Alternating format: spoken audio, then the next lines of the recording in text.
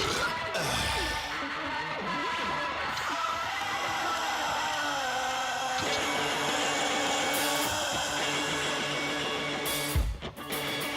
everybody, welcome to the episode of Hoppy Craftsmen. I am Chris. With me is Ed.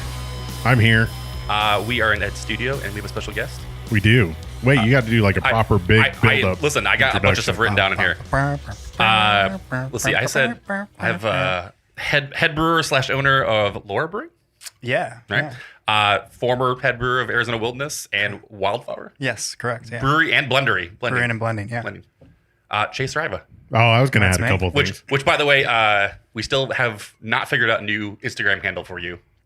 So we talked to you. Luke said that you had the worst Instagram handle. It wasn't very cool. And we tried to figure out a new one for you. A new one for me? And none of we said was stuck. Yeah.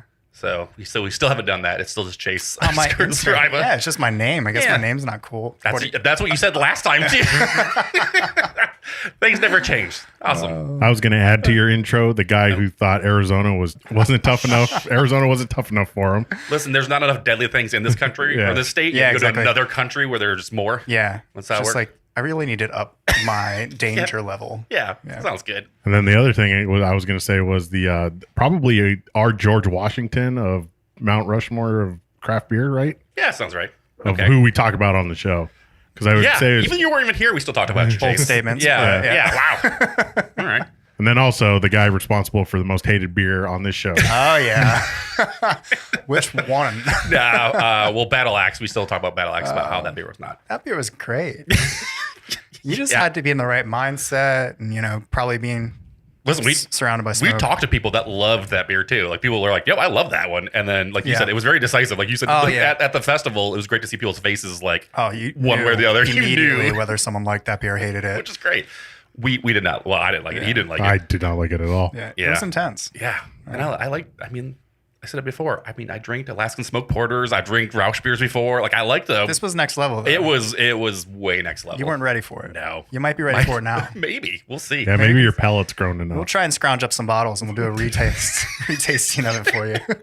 That's what. Oh man. So yeah, I wrote that down. So the last time officially you're on the show, we talked. It was episode 20, and that was in 2017. Look at this. Right. I wrote this down because I was like, damn, it's been a minute. 5 years. We talked to you like over the years at like Strong Beer Fest or Watt and Woody, more like festival stuff, but actually sitting down. I mean, and again, the hop culture one, I consider it the same kind of thing. It was a festival where it wasn't just like this. It wasn't just like you're kind of distracted. Right. So, but yeah, 2017. It was funny because you talked about like where you started and how long you've been in Arizona. And it was 2 years. I've been here 2 years. It's crazy. I love it. So I'm just like, man, that was a long time ago. Yeah. What's going on? And did you know the episode that came out this week was our 100th total episode? Is it 100 total? Oh my God. Between road sodas. So which episode will this be? This will actually be 86 because we have a different little mini series that we do. But we there's a couple of beer reviews thrown in there. There's some like special event ones. Gotcha. And then 100 episodes total. But yes. But official Hoppy Craftsmen main show, will be number 86, I believe. Oh, nice. Well, congrats, guys. That's cool. Thank you. Some more housekeeping, though, real quick. Couple updates for you, Chase, because you've been gone for so long. Yeah. Nate and Jeff still haven't got your likeness tattooed on their back or their butt cheeks yet. That's pretty annoying. I know, right? I was really hoping for that cat mural one day, and it's never happened. Disappointed. And then people asked, what did you do with all your cats when you moved to Australia? Ooh. Yeah, we just let them free. What? Yeah, let them go, We figured that Arizona needed some more stray cats. Arizona needed more feral cats. Yeah. So we decided just, open the door. Oh. Just one by one. Let them go. Yep. Oh. Slingshot to different parts of the valley. Later, Whiskers. Yep, exactly. Gone. Makes sense. This is it. It's going to be like the Rat King. Yeah. All the cats are going to start coming back to him. This is bringing back some memories. It makes me laugh because I was like, again, listen to all the episodes, and I was just like, man, we were so stupid. I don't know what's going on.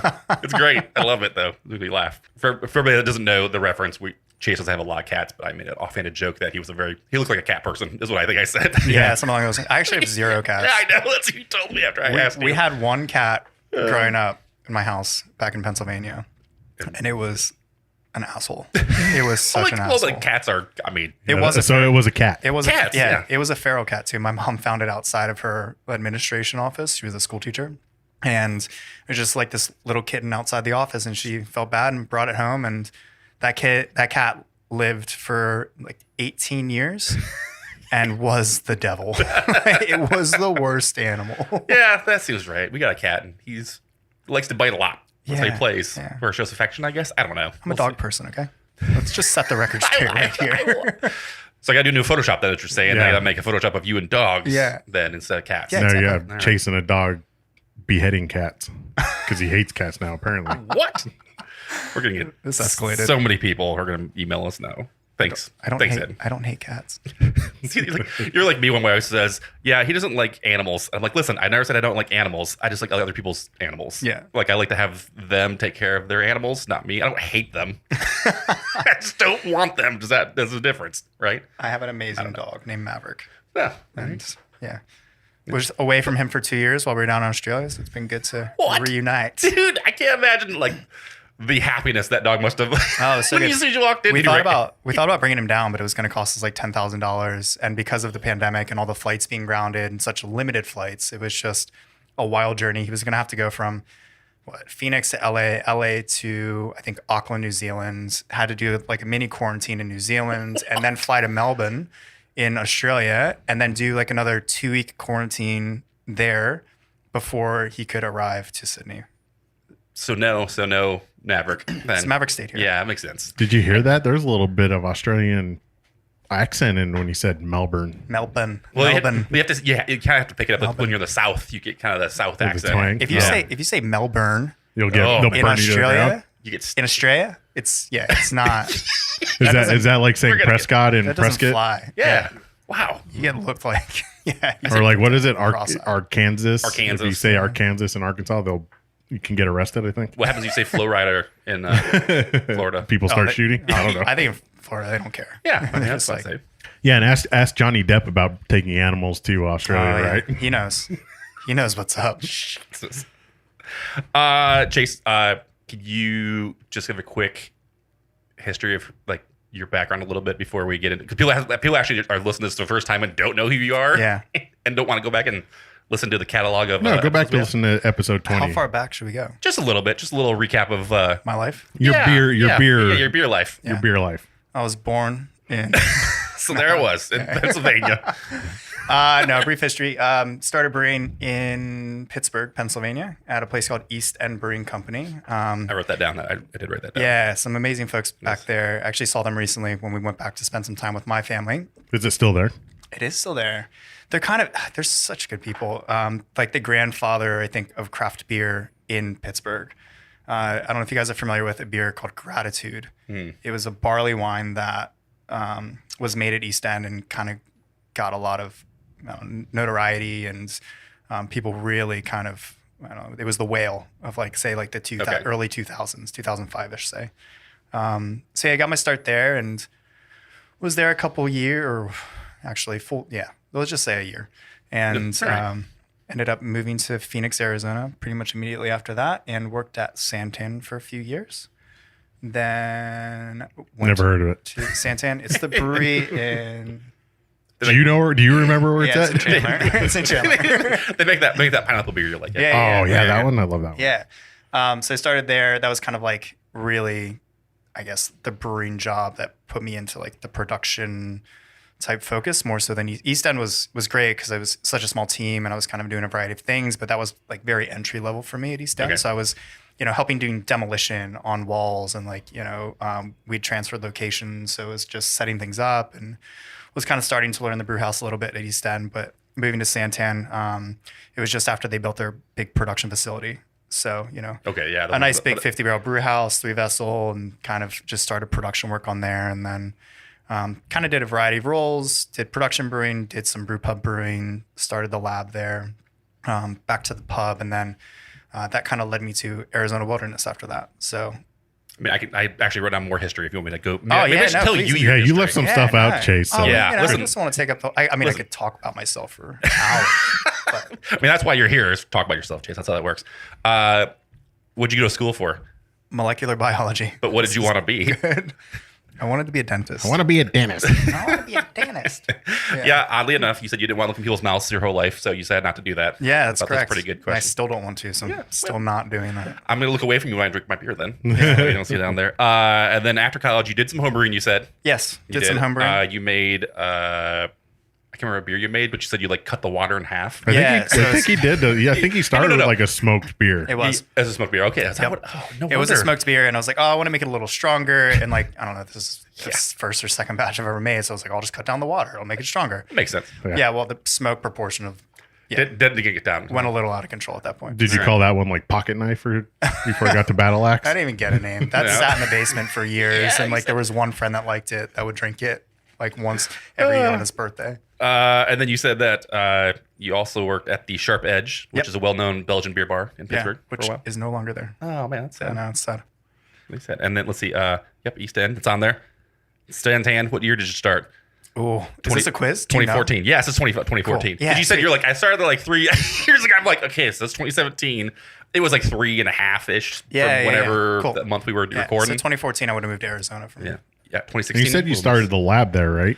Yeah, so I immediately like started out as production, kind of like not necessarily night shift, but maybe like second shift type work. Which is interesting because you said back in that old episode, I listened to it too, evidently. you have a degree in molecular biology, but you didn't like the lab work. I didn't. Yeah, I don't know. I think I really enjoy making things, and the lab was great. It kind of touched on a lot of my education, but I really missed brewing. Yeah. I missed, just making things and kind of being present in the brewing process. Where the lab was fun and interesting, and you could get a lot of data and information from different things that were happening outside of the walls of the lab. It just wasn't. I don't know. It wasn't for me. So but what do you do with that? Like you just like, I got all this data, and I got nothing to do with it. Yeah. When I started at Santan, I did a 2-week QA/QC course actually at in San Diego via Siebel, so at White Labs. So it was pretty cool, and I really enjoy that. Like I love the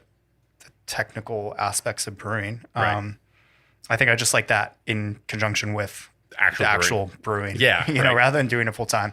And it was kind of cool because at Santan, like I was doing the lab, but actually kind of that position morphed into almost like a cellar manager at the same time. So I was doing the lab, but then talking to the people in the cellar and kind of like guiding the team there and, figuring out some issues, not issues that we were having, but just kind of, I don't know, just guiding us to make better product. And so it did kind of toe into production a little bit, but I don't know.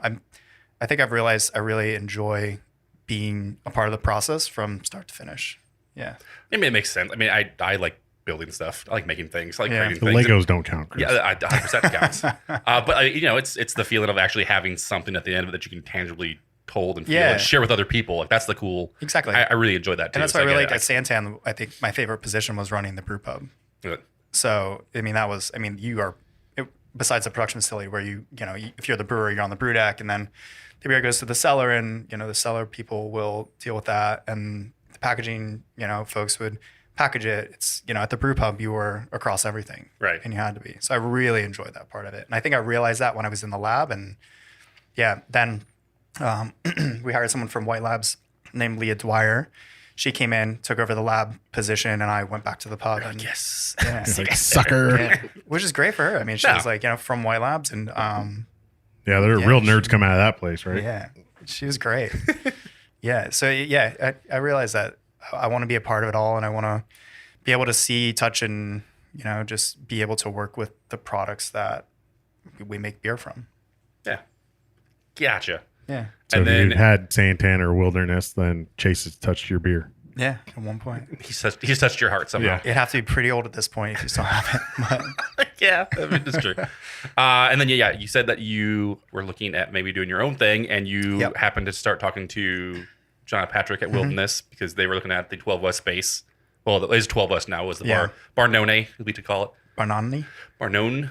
Yeah, there's like 150 different ways to pronounce that. Yeah. That place. It's like a choose your own adventure name. Right. So you basically reached out to them and then tried them up, and then you guys exactly. I was looking to start my own project with a friend, and I had heard that John and Pat were looking at the same spot and wanted to just kind of chat with them about it, see what their feelings were on the space, and one thing led to another, and the next thing you know, I took one in the can. Head brewer of Arizona Wilderness. You ever see that commercial? It was an old Budweiser commercial where they're talking about like putting Bud Light in cans for the first time or whatever. And they had a bunch of commercials where, sorry, I didn't mean to derail your conversation, but it just makes me laugh. Because it's like education. the commercial was like, the punchline was, oh, yeah, I took one in the can, and then it was like the next thing, and they're like, so there I was like on the ninth green, and I took one in the can. Like it was like constantly and it was like different situations that it kept flipping to. That was like it was a very like take an eye contact statement that they were using in every situation they were in, and like it was like old ladies and like little like it was like, oh Jesus, I took one in the can. You're like, there was last night. Do my own business. Took one in the can. Leave it to Buzzwise. You're like, Jesus. Hate them all you want. Their advertising. They get you. Kick ass. Yeah. I mean, they've got the budget. They might have $1 or $2 to spend on it. Yeah. Yeah, it's funny how many more ideas you can have when you have unlimited funds. $1 billion budget for your marketing team. Yeah. Probably. 1 or 2. Yeah. Well, very cool. We are drinking beers, by the way, guys. We probably should talk. This is our fashion. We forget what we're drinking. So, Ed, what do you got over there? Yeah, in order to welcome Chase back to Arizona, Chris decided to bring beers from California. I decided. Listen, So it's like a typical Arizona beer week. Yes. Well, listen, we talked to Rob about the Moving Strong Beer Fest, and I didn't have any beer at the house. I went and got a beer. Did you say moving it? Yeah, they moved it to it's New Park, right? Yeah. Right. So he called us ahead of time, was like, hey, we're going to make an announcement about it. You want to like record an episode and release it the same day, make the announcement? We're like, yeah, sure. So like we set it up for the following night. And so we gotta like do a Zoom call with them, and we had like video and stuff, and they're all drinking like, you know, whatever, Ren and everybody else, and I had to go to like the bashes by my house because I had to do it real quick. I got the shoots. I was drinking the shoots in my corner, and I was just like, hey, that's listen. They're like, listen, you're on with the Arizona Craft Brewers Guild, was the president or whatever, and you're drinking director, not president, El Presidente, executive director. Yeah. And you're drinking a non-Arizona. I'm like, yeah, it's a craft beer still. Yeah, exactly. It's fine, Ed. So yes, Chase likes beers that also aren't Arizona beers. I do. Thanks for ad-libbing there, because I had to peel this giant Trevor's label off the that is the one thing. Information. Is there actually information on there? So we all so what's Ed saying is, well, I bought they got a bunch of new Pure Project stuff in at Trevor's, and I just bought all the murky. It says murky IPAs. And I bought all of them. So I have the Shepherd to the Stars Murky Quadruple IPA. This is a quad. No, man. Well, it's a good thing this is your house. Yeah. I don't have to go. Guess. Oh, you want to guess the percentage on this one? 12.2. Is that the percentage of yours? No. Damn. 13%. So thanks. Oh, good thing you chose that one, Ed. Yeah. Jace. Ooh. We just I saw that. You're like, oh, okay. Also a textured label, which is really odd. Yeah, it's kind of like sandpaper. Yeah, but it's a good grip though, so it doesn't fall out So of it your hand. doesn't fall out of your hand. Yeah, when you're trying to high five people. Yeah, but you'd have a hard time getting it in a koozie. Man. All that friction. If only we had a koozie to see if that's actually true. I wonder if they make their own koozies. They probably do. They do. Brew Project makes everything. Make a lot of stuff. I am drinking Eternal Plane. Ethereal Plane? Is it ethereal? Probably ethereal. Ethereal? Yeah, ethereal. I'm not good with English or math. I don't know how I do anything in life. It's showing. I mean, well, thanks, Jason. I missed you too. Yeah, murky IPA. Weird. That's how that is. And then mine's not murky, by the way. No. Well, like you're the one that chose it. Dude, this is 315. This is so about a month ago. It was canned. It's actually not bad. Well, if yours is murky and mine's murky, they're not the same murk level. Mine's murky too. Surprise. My beer is half the percentage of yours. Oh, so mine's half as murky. Yeah, I can drink double as you. That's what. So does alcohol kill the murk? I don't think so. Oh, that sounds like a good beer name. They though. have a QR alcohol code. You should killed the scan murk. that. You should scan that. Oh, QR that's code. what I was just gonna do. You see how that goes. I don't have a QR code on mine. Really? No, and it does have zero information. I'm drinking Super Beta, which is another murky IPA from Pure Project, and that's it. I don't know anything else about this beer. We probably could Google it.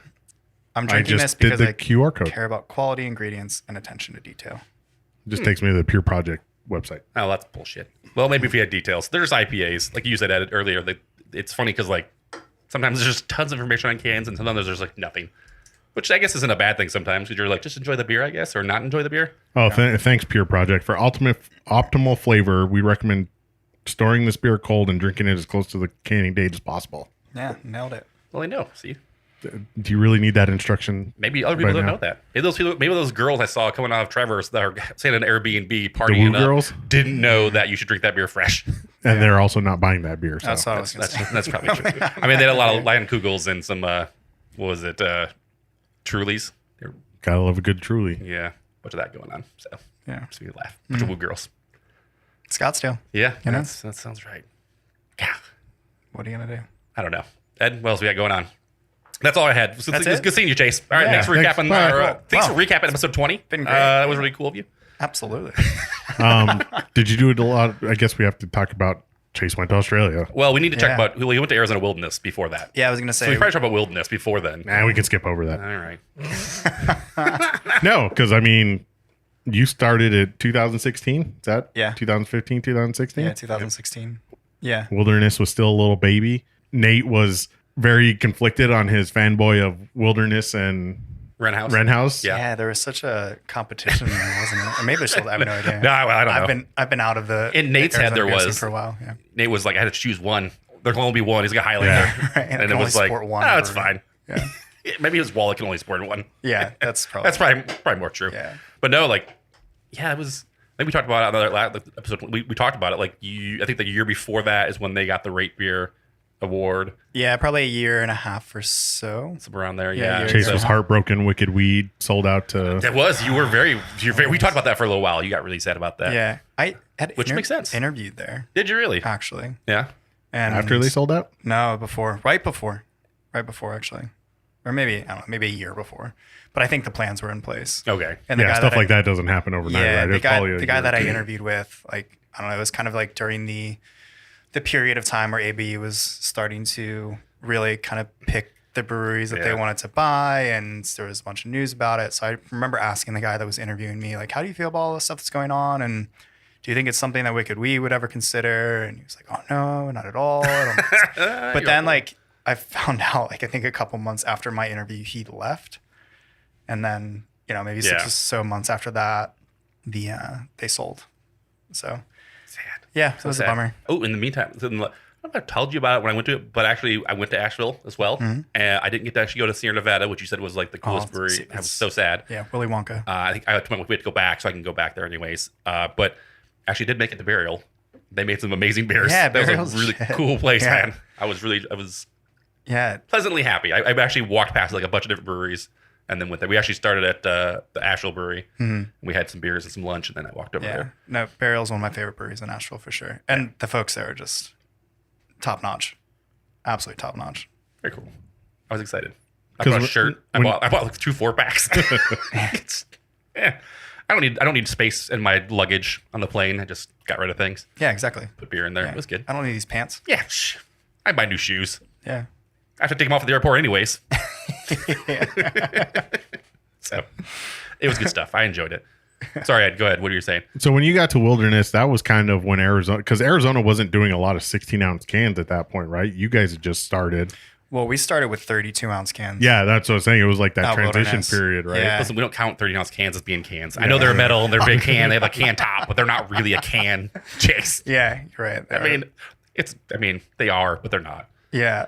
I mean, There was definitely a debate. Some people are like, they're crowlers. I'm like, well, they're kind of cans. You know, we do package them like well, not really, but like other canning lines. They kind of had this production and quality kind of assurance and checkpoint process around it that I think made it way better than just pulling a tap and filling one. But yeah, they were ridiculous. Yeah. Yeah. It was too much. So it's a lot. Well, some of those beers were okay. Like some of the lighter, like 3% beers, you're like, that's not a big deal. yeah, some of the gozes and things. Yeah, like yeah, that. The watermelon sure. goza blowing up in that thing. Oh, But it was great though because it was a Yeah, it was the wasn't size of strong, a watermelon. and it was delicious. There's Yeah. there's enough of it, but like then you get like some of the 8-9% beers, and you're like, or like this you is put Amprez in one of those. Oh, yeah. 32 ounces of an 11.5% stout. yeah, it's a little much. Well, even refuge in one of those things, you're like, Yeah. I can't taste anything for Right. like a week now. Yeah, it's too much going on there. But yeah, we talked about is the dirty hop water. I think you're doing a bunch of those. Dirty hop water had just Yep. started, We right? just started It was- that. Yeah. That was, I don't know, maybe 3 or 4 months after I joined. Okay. Started doing dirty hop waters. What was like one of your favorite things you did at Wilderness? Like what If you was say like, Battle Axe, I'll throw you. no, out of the like not studio. necessarily not necessarily beer wise, but like No. you guys had a lot of like series of beers. Like, and then you really call them that. I mean, dirty hop water was kind of one that you had a name for, but like you could tell some of them actually kind of fit into a category, and you were kind of like trying and experiencing things. Like was it one that like you really enjoyed doing a lot? Yeah, I mean, I think my favorite project we worked on Well, I think there's two that really stand out. The Cool Ship projects, maybe obviously, were really special. But then also Tiny Wooden Ships, which was a collaboration with Creature Comforts. Okay, I remember that. Out of Georgia. Was that the super fizzy beer? No, that wasn't too fizzy. I don't think so. It definitely had some carb behind it. I actually have a bottle in the fridge right now. Holy cow. At my house. Wow. Yeah, I stuffed a bunch of stuff in a closet when we were moving. Don't go in there. I was like, I'll come back to this in a couple months. And then, 2 years later, I'm like, oh my gosh. So inadvertently aged. I know from the stories, Chase ended up being the beer dad who went to the grocery store for scratcher tickets and never came back.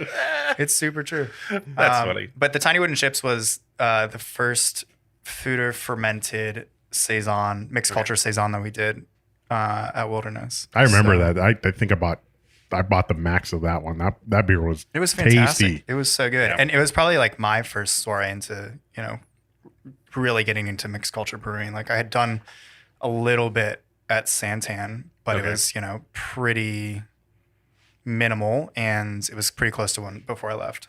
So things were kind of in barrels after I left that I'm not really sure what happened to, but yeah. I had one the other night, evidently.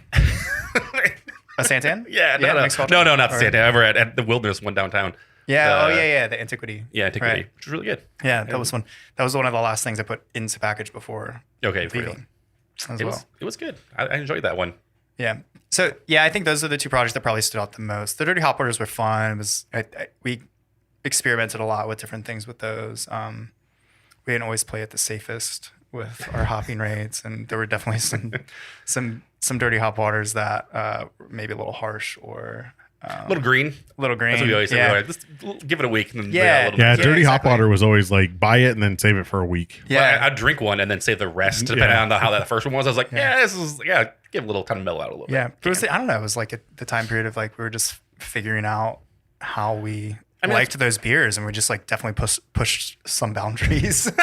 But that's the thing about an experimental series like that. Like you kind of like that's what's going to happen. It's going to be they're not all going to be gold, and some exactly. Just got to figure it out. And also figuring all these different hops. I mean, if you look at the array of hops you have to work with, it's crazy. It's nuts. And just trying to figure out which hops we liked, and we didn't want to be one of those breweries that was just like insert Citra, insert Mosaic, insert Galaxy. Galaxy, Citra, and Mosaic. You change those by like 2% one time and 3% the other time, and then you increase the ABV over here. Right. But it's pretty much like It's all the same, almost the same beer. Yeah.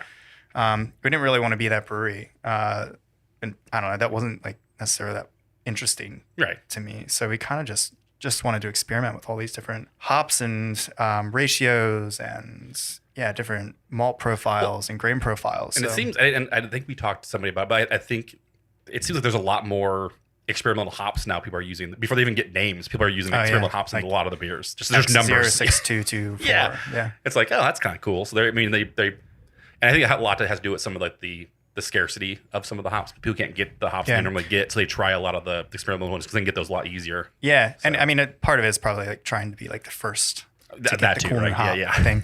But that's how Sabro started. Okay. It was an experimental hop. I can't remember if it was like 463 or 468 or 472, but that started as an experimental hop with just a number on it. And you need to know the number.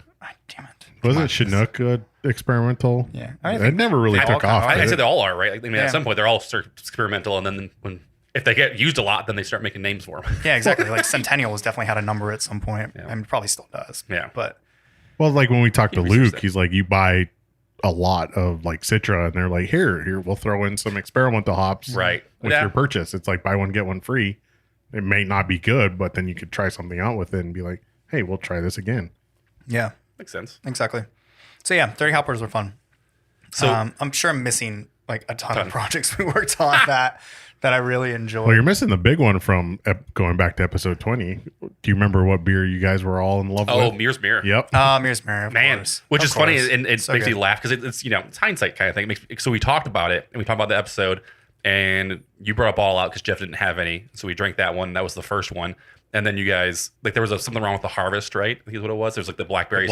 Burnt. Like they burnt, and they had to a smaller growing season, so you couldn't get the harvest many. Was no, they ripened. They ripened too fast. They ripened, and then there was a freeze. I remember Chase saying. And so there was, but you made a second batch of it, or another, the next series of it, and you didn't make as much. But you're like, this is something we still plan on doing. And if you look at Untapped, there's no more. There's only those two. Because I looked, I was like, was there more of this? And I went and looked. I was like, no, there's only. I mean, maybe never. Yeah. Maybe nobody checked it in. But I doubt that. I would doubt that too. But there's only the two.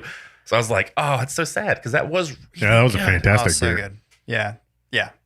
Right. I was just like, Mirror's Mirror absolutely was another one, and that was fun too because, the harvest essentially for that was us going up and foraging blackberries. Right. So it was just a great team building experience. You go up and you camp and you are just trying to pick as much blackberries as possible without getting, too cut up on the bushes. Yeah.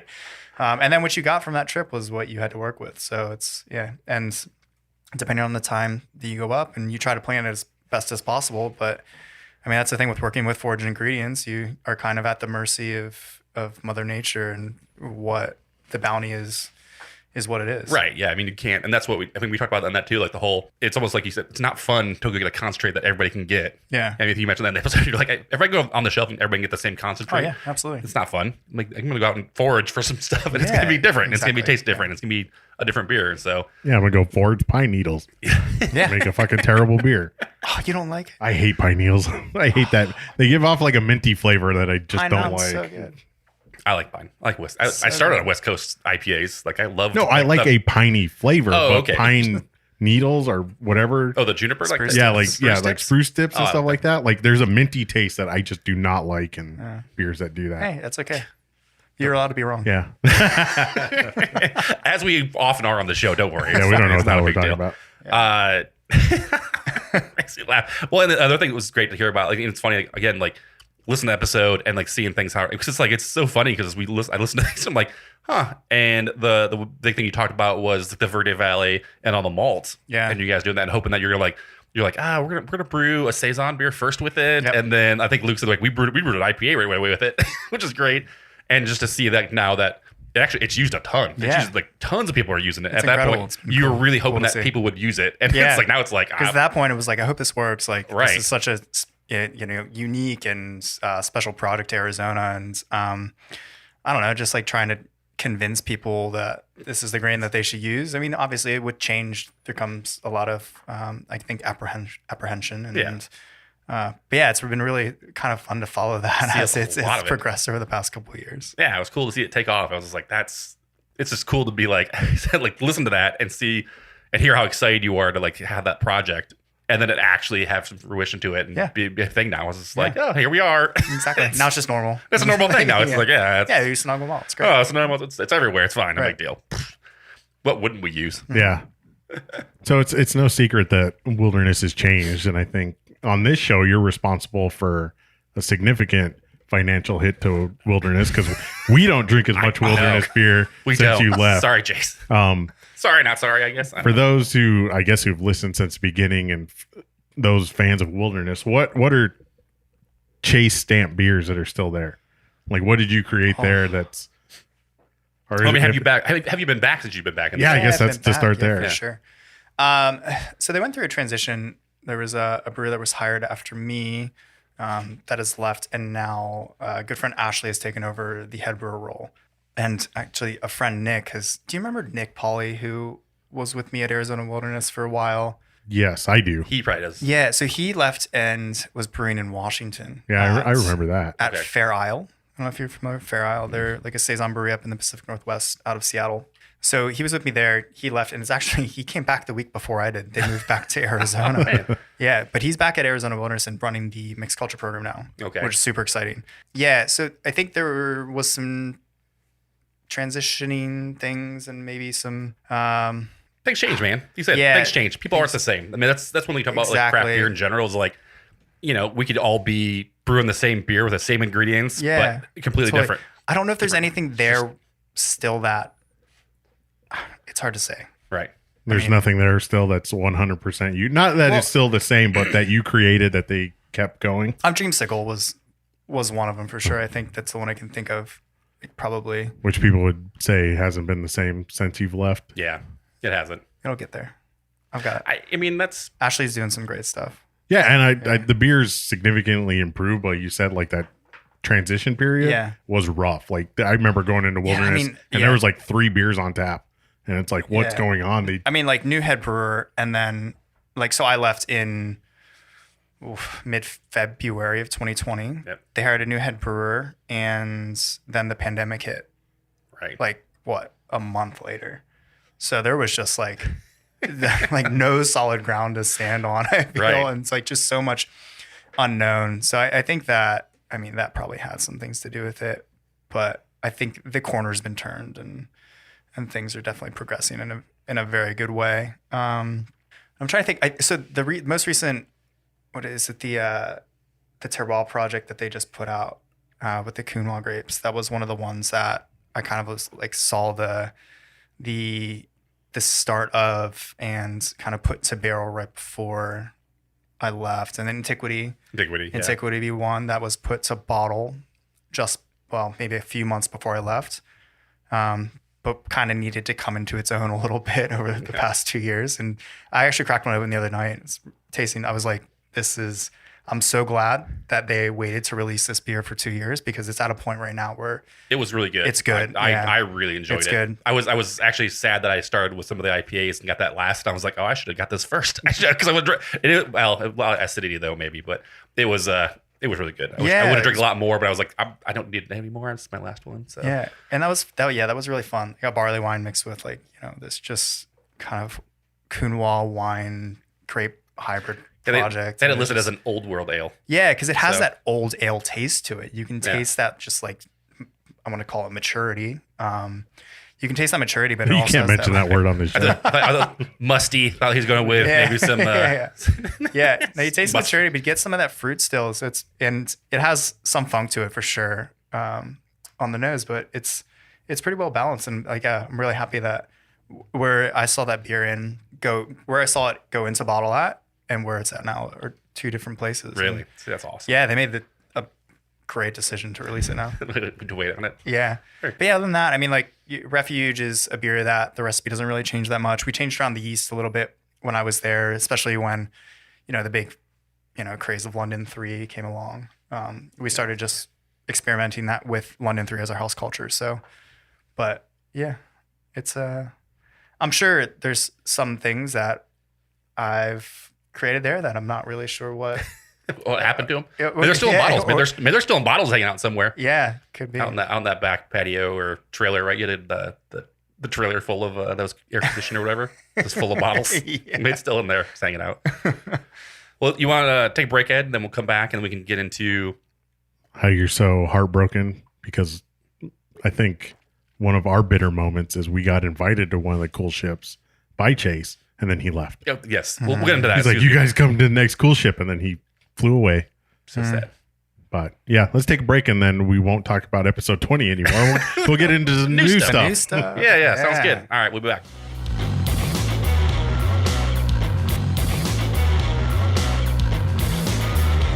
Oh, Jesus Christ. Cheese and rice, Ed. Cheese and rice. Yep. It's a fucking family-friendly show. Fucking family friend. Welcome back to the show, everybody. And Chris is not happy. Yeah, well, Ed won't be happy in a second. Hold on. Because we just initiated Chase into the Hoppy Lager Bois Club. We gave him a sticker and everything. Yeah, he got an official sticker.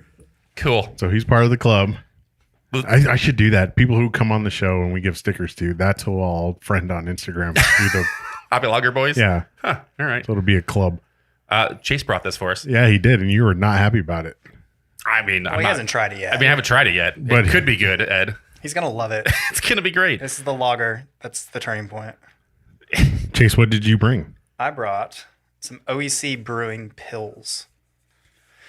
So, German-style pills, traditional step infusion mash, German Tettnang and Spalt for hops. Got a lot of information on it. This is a pretty cool one. After the boil, it rests in our copper coolship for 1 hour and is then transferred over a bottle-lock cooler. It undergoes a cool open fermentation for 9 days using a classic Pilsner yeast. Cellared cold for several months prior to packaging. Okay, we're dumb. What does all that mean, Chase? Explain it to me like I'm 5. Yeah. So Germany is a country. All right, explain to me like I'm 7.5. Yeah. What you don't know is Chase had a globe behind him and he pulled it out. Yeah. That's funny. There's a lot of information on that can. Yeah, it's cool though, because this is, if you look up the way that cooling beer, I think, has progressed over, I don't know, a couple hundred years. Obviously you had the cool ship, which cools beer just via ambient air temperature. Yeah, but listen, I saw a package the other day from Bud Light that said hops, yeast, was it water and rice on it? So I don't that's what's made in beer. It's good. She looks at me, is it good? I haven't even tried it yet. I think everybody's like looking at me.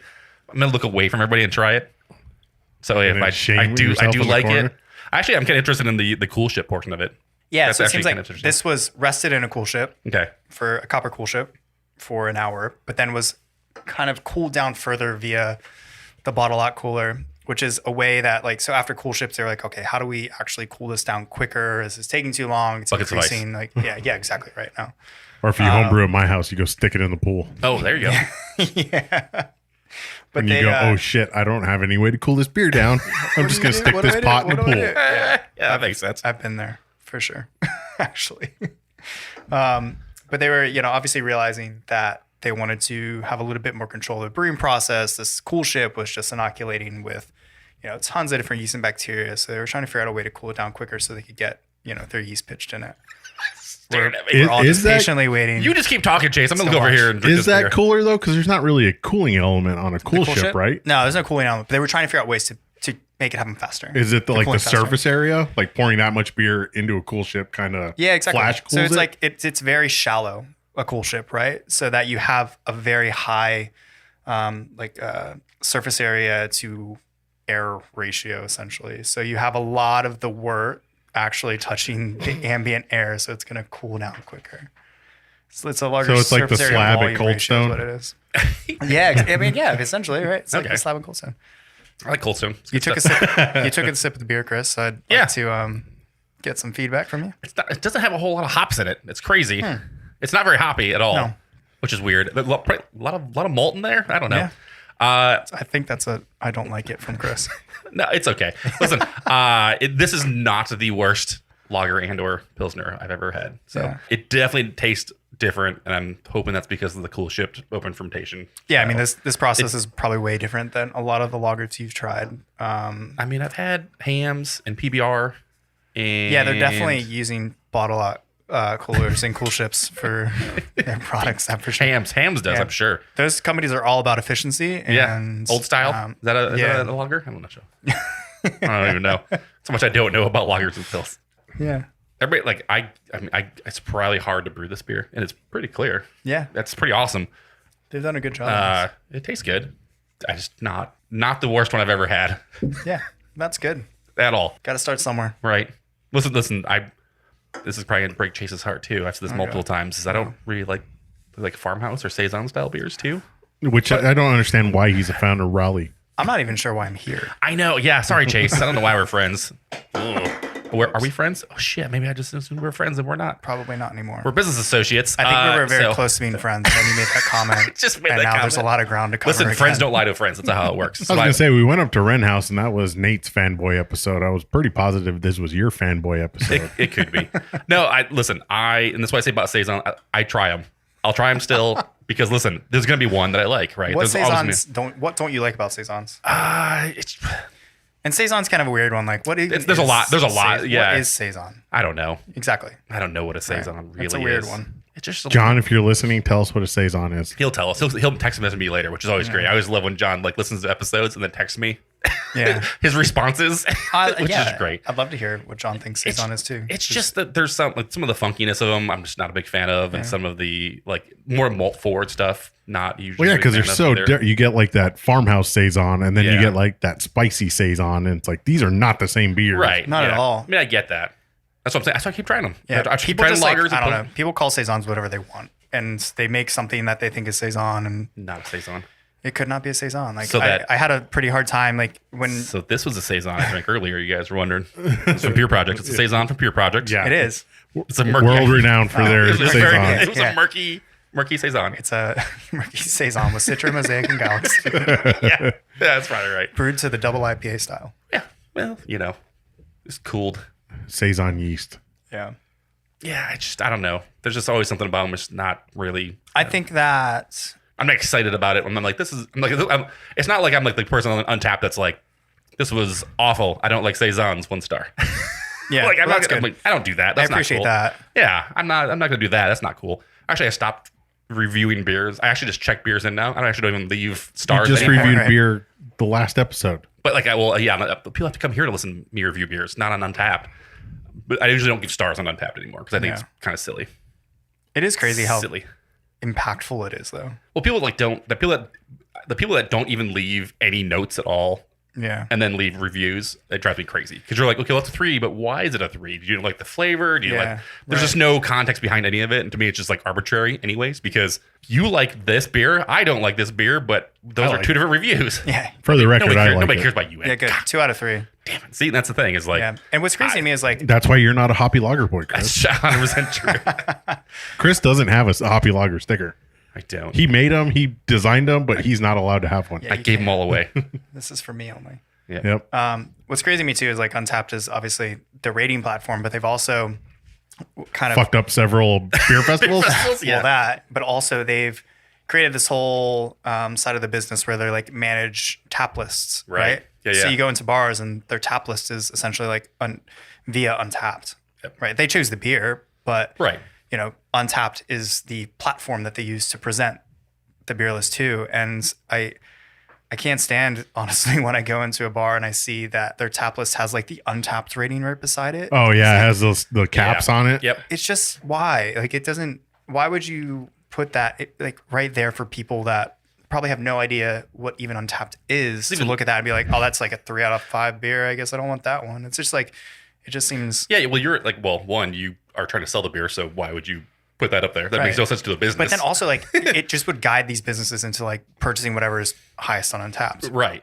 Which is also the reviews best. on Untapped and people reviewing things on Untapped. Like, thank you all for doing it. Thank you. It's great for being interested. But everyone's got an opinion, right? And just because someone reviews a beer once out of 5 star doesn't mean that they actually know much about beer in general. So yeah, I use Untapped now to keep track of what I drink, and then also to just actually look at the descriptions. So people's descriptions on there that the brewery puts on there, I look at that too before so I'll pull it up and be like, oh, because like, you know, like what is in this? I have no idea. Yeah. So I'll pull it up and if they list it on Untapped, like, oh, they use these kinds of hops in there. And that's I can look at that and be like, yep, I like that, or no, I don't like that, or whatever. But yeah, or you don't make a fool out of yourself saying I've never had Celador, and then you're like, oh shit, I've had Celador. Well, and I'll also say that I am the worst at checking beers in general. I've drinking way more beers than I've actually ever checked in on Untapped. So.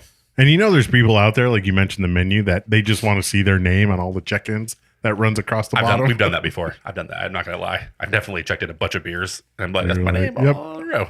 I've checked. Say that again. That's the thing? So, yeah. You know, the menu on the, like, people have the video boards or the TV screens and it has the Untapped menu. A lot of them now have like a ticker on the bottom and it shows the check-in. So if you check into the place and you drink that beer, it will actually it rotates through their name, their username. I had no idea. So you can pick up a really bad username and then check a bunch of beers in and it says your bad username a bunch of times. You can really troll them that way. You got him. Yeah, got him. Got him good. Got him good. Did anyone else see that name up there? I gave you money, but my name's on the board. Yeah, suckers. Yep. Yeah. So I guess before we get into Chase's lack of technology and separation from society, I guess we have to put him through a proper rapid round. Do we really? Because he was on the show before there was actually one. So the one question you did answer, I'm nervous, that we talked about, I know the answer to it. So Chris, we'll see if it actually is. We'll see if it holds true. So you only have one. You only have to get one right that you've actually said before. Okay. And like you and I said, we were listening to old episodes before this. The Hoppy Craftsmen are pretty consistent in their beliefs and opinions. That's good. That's as true. wrong as they might be and ignorant they are, they're consistent. Listen, I dig my heels in pretty hard sometimes on some things. Ryan from Dark Sky was sweating bullets. I'm still drinking it. Still drinking it, Jace. For now. Ryan from Dark Sky was sweating bullets when we re-put him through the rapid round because he did not want to contradict himself. He was really so upset. he was very nervous. But you only have one. Yeah, so you're fine. That you answered on record. So 100% right or 0% right. I mean, so I'm going to say I'm going to be 0% right. Okay. It's pretty. You got to read this. Yeah. Did you get off to read this? Do you like beer? Yes or no? Is that it? I could get that one. Is your name Chase Saraiva? Yeah, all right. I actually know what I think. I remember. I think somewhere in there, Luke said that your name was Chase Saliva. Is what you should change your name? Chaz Saliva. Chaz Saliva is what you said. You should change my alter ego, Chaz. Is there an Untapped for that I should follow, or an Instagram I should have? No. Well, that's not real then. If it's not Instagram, it's not real. Damn it. Is that how that should have been your Instagram handle. Yeah, Chaz. Yeah. Chaz Saraiva. Yeah. I thought about it, but it's not my vibe. Who's got time? Yep. Exactly. Who's got time? All right. So question number 1 is the podcastiest question ever is, what was your first memorable craft beer, or the craft beer that got you into craft beer? First memorable craft beer would have been Sierra Nevada Pale Ale. Wrong. Damn. No. Hold on. It's a 2-part question, man. Hold on. The beer that got me into craft beer would have been Dogfish Head Palo Santo. Ding, ding, ding, ding, ding. 100%. That's what you said the first time. Yeah, wow. Yeah, there you go. Yes. What's the difference? So Sierra Nevada Pale Ale was the beer that my dad had. It's actually probably the first beer I ever tried. When he was 21. When he was 21, of course. When I was 21 months old. I was 21 and 1 day old. No. I was probably 13 or 14. No, you were 21. Plus 7 years. Yes. What's the statute of limitations on drinking? Because is that a thing? Is it like murder? Well, DUI is like 5 years. Am I going to get arrested for underage drinking tomorrow? Maybe. You never know. This will come out for a week, so you're fine. Okay, You got a week Yeah. at least. Get your shit in order, Chase. You got a week. Maybe that's why you went to Australia in the first place. Yeah, that's Someone what it was. found out. It was the last podcast he did that. He said that. Damn. So that was the first beer I ever tried, first craft beer I ever tried. And then the one that got me into craft beer, the Dogfish Palo Santo, that was in college. I was of legal drinking age for that one. Yeah. Okay. Good. Yeah. See? And that was the one that was just like, I don't know, I was drinking Coors Light on a good Correct day. again. He did say that. Yeah. Wow, Chase. It's like you're very. You know. Like what you you're know talking yourself. about. It's like you didn't lie to us the first time. Weird. It's odd. Weird. I'm just going to start lying to you now. Yeah. And then the next time we do this, we'll recash And it I'll be like, again. I was lying to you, and that's going to be my excuse. Yeah. That's a good. I mean, that's good strategy. I was lying. It's good That's strategy. Mm-hmm. Episode 180. Yeah. Let's see. Exactly. Yeah. So, what is your moped beer? Your guilty pleasure beer? Oh, my moped beer. Is it this one? Guilty pleasure. The beer you drink when you're not around your craft beer friends because they would laugh at you. I'm trying to think. And for brewers, this is tough because they don't care. Like brewers are like, I'll drink old style. most I'll people are like, drink I don't give a Miller shit. Lite. Miller Lights or Miller High Life seems to be. High Life is a lot. People say High Life a lot. Yeah, High Life's good. I'm not ashamed by that, though. So it's hard. So there's no beer you're ashamed of. That could be the answer. Like, listen, that's people have definitely said that to us. They're like, I don't have one. Yeah. I'll drink anything. I don't like drinking macro beer, like just from like how I feel about Makes you it. feel dirty. Yeah, but I'll do it. Like, I'll do it. and not really even think about it. So I'm not ashamed. Right, yeah. Besides, like, I don't know, there's like a little bit of. I guess maybe I am a little ashamed. by it. Self-loathing. I think now reflecting, I'm ashamed of myself. Maybe I am ashamed by that. Yeah. Takes a shower like there- an Ace Ventura. Yeah. It's like- There was a point in my life where I was like pretty hard against it. Like, wouldn't drink it. If someone bought it for me, wouldn't touch it. I'm still in that stage of my life, I guess. Yeah. I use it for like, somebody bought me that and I was just like, or they left it in my fridge and I was like, thanks, I'll make brats with it. like that shock top that's been in your fridge for like 2 years. I've had some shock top in my fridge for like, at least 2 years now. And I'm like, I'll never drink that. I'll never drink it. I'll just dump it. It's taking up space. It's in a bottom Precious drawer. real estate. It's in a bottom drawer. I'm fine. I think I threw With some what? water. It's literally in the drawer with water. I think I threw away 3 bottles of that double pumpkin porter. Oh, that stuff was awful. We had it really bad. We did some crazy stuff, Chase. We'll have to talk about We after the show. We'll talk to you about going that. We did a pumpkin beer taste test. Oh, no. We found a pumpkin seltzer. That was terrible. Oh, jeez. Things we do for our listeners. Yeah. Chase. Drink Pilsners, drink pumpkin beers. Yeah. I had a wait. smooge the other week. Smooge? Is that how you say it? Yeah, I think so. Yeah. Smooge? Yeah. That was Smoogie. smoogie. Yeah. Yeah. All right, what do you got? What's the next one? Let's wrap it this up. Other than Not so rapid, is it? no, it's It never it's is. not so We've rapid. literally had to always say that in the future. We're like, 20 minutes later. Oh, shit. the not so rapid round is what we called it. Other than Battle Axe, what beer would you decline under any circumstance? Decline under any circumstance. Yeah, like so. I mean, you just said that like, we almost kind of at this point you had a situation where you were like, nope, or not a situation, like a time in your life where you're like, no, I'm not drinking that. Yeah. Do you still have any? Right of those? now, a beer would decline under any circumstance. I guess it's got to be a beer. So it can't be like a Truly. If somebody comes to you a Truly, That's what I was I'll gonna say. chug It's like- this. it's You're like- no. Yeah. Well, hey, Nice hole. Superstition Meadery was named the best beer spot In Arizona. in Arizona, so I guess anything qualifies. But at it was this point. fine. It was From who? Oh, I can't remember, but eat this, not that. Yeah, it was eat this, not that. Shit. Like on some healthy food blog, you're like, how? Why? One, why you're doing that, and two, that's not. It says meadery in the name. Healthy food blog. You're stupid. I love Superstition's mead, but like the finishing gravity on those and the sugar contents, not healthy in the least bit. But it said beer spot in the title. Yeah, there's a lot of things wrong with that. They don't make beer. Yeah, they make good stuff. We love you, Superstition. Yeah, 100%. Jeff's a quote. Yeah. I don't think there is one right now that I'd hard pass. I think I would. Old English. Old English, yeah. King Cobra. Drink that, yeah. Is that the little thing? Zima? What are like the high... Zima's not that's a malt liquor, I guess. Yeah. Oh, shoot. There's probably something I would hard pass. It was something I drank in Pittsburgh, and it's like, the ultra high gravity malt lager. Ice hole. Malts of triple X. Bud Ice. But yeah, all the ice beers. Yeah. Is that coming back? We can drink Like way ice higher beers? than that. Like the 12 percenters, like the... Oh, okay. I just drank a 13%er. You're fine. Yeah. Oh, but you're saying like those heavy malt beers. Yeah, just like the super, like, yeah. Yeah. So what do you think of Wrenhouse doing a malt beer then? Have you tried that yet? I haven't. Was it the Brass Monkeys that they called it? No, that was the No, banana that was the one they mixed with orange juice. Yeah. I thought it had banana in it. Premium Select. Premium Select, that's right. Is it good? Nope. And Nope. Listen, love Wrenhouse. Love it. Not good. Not great. So again, we'll talk about this later, but we've done a lot of patron shows where we've done a lot of like tastings. Right. bad tastings. We did a malt liquor one and we put that one in the lineup. It was blind too. Yeah. So We did a malt liquor wilderness before I left. did you really? Yeah. I can't remember the name off the top of my head, but yeah, it was like, I would think a mild malt liquor. Okay. But yeah. Yeah. Not great. Become a patron supporter. You can listen to that episode. Yeah. What's one thing that should never be in a beer? One thing that should never be in a beer. Ingredient, Yeah. Yeah. fingers. Hence the Jeff Balls It's- sticker. That's yeah, why we had that. It's hard at this point because like people Everything's put been in beer? Everything in beer, and I think I'm like desensitized to what? To what? Well, yeah, it should be in there. people put into Yeah. beer. Agreed. At one point, it was just like a little like, what? Like I was so upset about it, but now it's just like, well, whatever. People are just doing some Yeah, whatever. weird shit. And, Yeah. The shock value of all of it. yeah. One thing that shouldn't be put in beer. Yeah. I think I'm too desensitized to it at this point. You're like, honestly. you're like, oh. Yeah. Yeah. Toenails. There you go. Yeah. See? I don't Let's go think with we've that. heard that on the show before. Body parts in general should never. Yeah. The human body. I mean, people are putting like full ham legs in the boiled Right. kettle. Like things are just getting. What to is a it? point. Was it the Always Sunny episode where they had a little bit of human flesh and they had a taste for it then after that? There's a lot of things that I wouldn't personally They're right. put in beer. Okay. But I mean, who am I to say that someone else can do it? You're Chase motherfucking Saraiva. That's what. Yeah. Well, I could. I just like you shouldn't fucking do that. Yeah, yeah.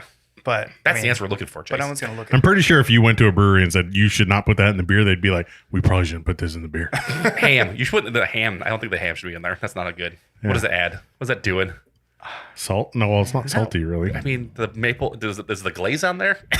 A maple glazed ham. Are there like the pineapple and the cherry on there? The toothpick that goes in there too.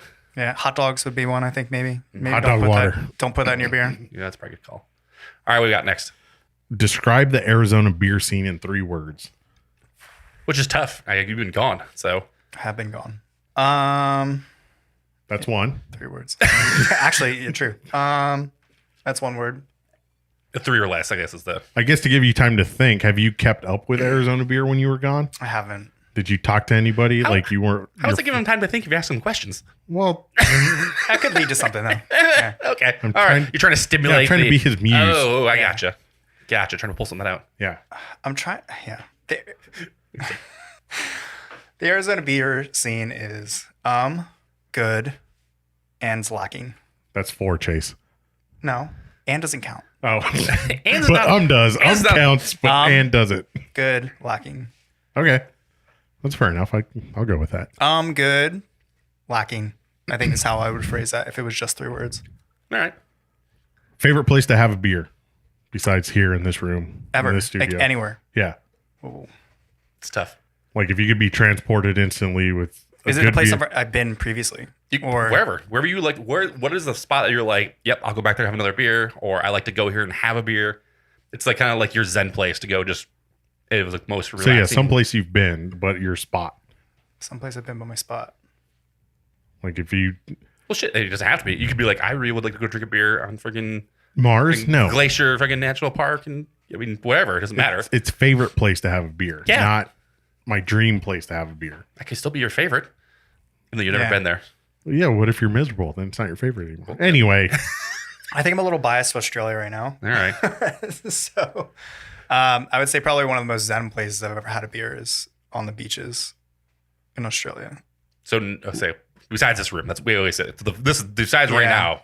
I've been to like, some incredible, amazing craft beer bars and beer places and bars in general. But yeah, definitely the most zen place is, All right, so you heard it. So the second best place to ever drink a beer is on the beaches in Australia. Yeah. But the first is with us. While you watch people get eaten by sharks. Yeah. Yeah. And stung by jellyfish. Seriously, that happens like a week after we left, fatal shark attack. Damn. Like right at one of the beaches we go to. Punch him in the nose. Yeah. Yeah. That's what I heard from Scooby-Doo. What beer is in your fridge at home right now? So we're staying with my fiance's parents. We're living at her parents' house. So the beers, I'm kind of like developing this little cellar in the closet in our bedroom. So the beers that are in the cellar in the closet are different from the beers in the fridge. But the beers in the fridge are Michelob Ultra, Coors Light, some Guinness in there. Chris's favorite. Mother Road Tower Station. There's some Papago Orange Blossom. Tiny Wooden Ships is in the fridge. That's one. There you go. There, we'll just stop there. That's hard to beat that one. Yeah. And on a good note. Yeah, I'm not gonna. But now we have to quickly talk about your time in Australia, because Chris saw you on IG picking grapes and spiders. Is that what you said, Chris? Yeah. I saw you got introduced to a spiders real close up on picking grapes. The spiders down there are insane. Yeah, no joke, huh? They're huge, absolutely massive, like the size of your palm, at minimum. No thanks. I'm good. Yeah, I'll visit for a little bit. Like I said, he was too tough for Arizona, so he had to go to Australia. That's what it was. That's exactly. what it was. I need another form of danger in my life. So quickly, what prompted you to go to Australia, and what did you do there? Yeah, so it was 2019, and was kind of thinking about the next step in my beer career, and wilderness seemed to be at a good point. I was ready to kind of just like hand things over. Was very interested in the mixed culture beer world and wanted to kind of explore that a little further. And at Wilderness, we did mixed culture, but it was, in addition to lagers, IPAs, stouts, all the other stuff. And obviously, it wasn't the focus. Right. And like, obviously in that type setting, you focus on the things that are going to sell that you have, you can keep the lights on. And while the mixed culture program we had there was great, it wasn't always the priority. So I was looking to kind of transition into something that I could just make that a priority. And I had kind of been in contact with Topher at Wildflower for a bit, and he had invited us down to essentially do a harvest with him. Okay. So kind of like similar to, I guess you would say, if you were working in a winery, you would have your grape harvest, and certain time of year, all the grapes become ready, and you're picking the grapes, bringing them into the cellar, and you're working with them to produce wine. And Wildflower was very much kind of in that realm as well. A lot of grapes were coming in, a lot of stone fruits, just a lot of different agricultural products. So he invited us down to come work a harvest and just see Australia for a little bit. So kind of thought to ourselves, like, why not take this opportunity? Right. Let's go down there for a couple months. Let's see how a mixed culture only brewery operates. Let's work a harvest. Let's just see another country that we haven't been to. Yeah.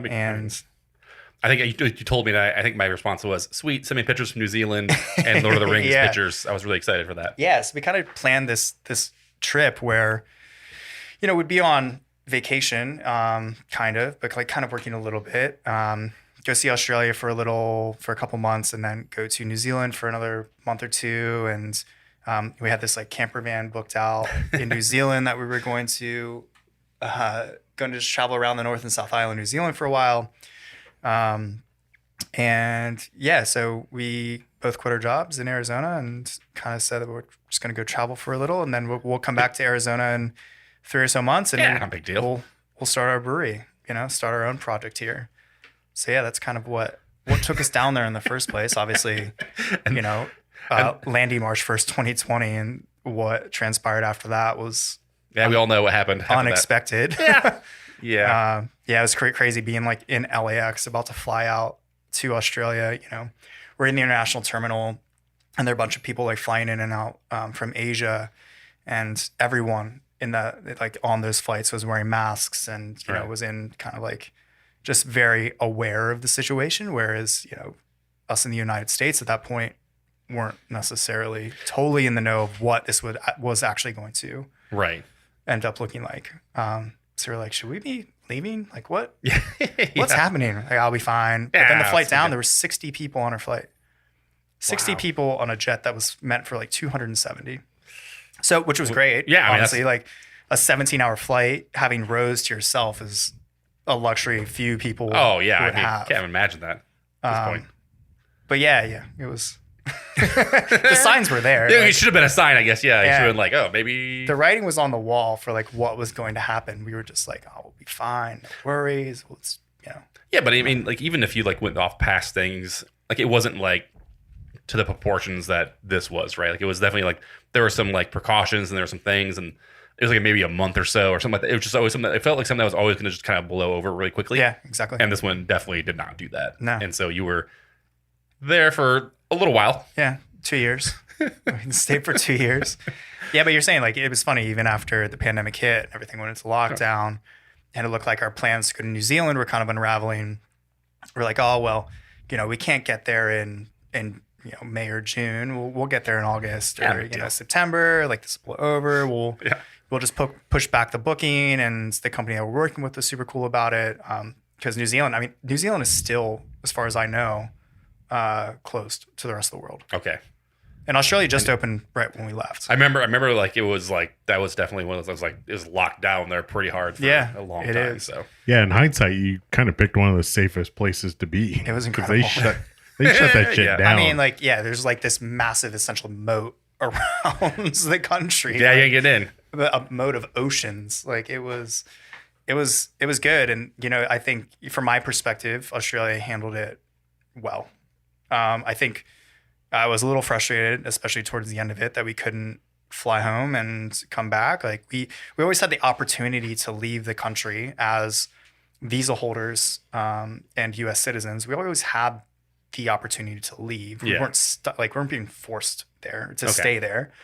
The issue was if we were to leave, we couldn't go back, and that was just something we just had to work with. And like I said, I was a little frustrated. I think we both were a little frustrated when, it came around to like December of 2021 and like borders still won't open. It's like, okay, well, maybe they're just waiting for the holidays to end and then they'll open because we're kind of slowly trickling it in. But that it was a little frustrating at those points. But, we made the decision with our first kid coming along the way. We needed to get home to family and be around people.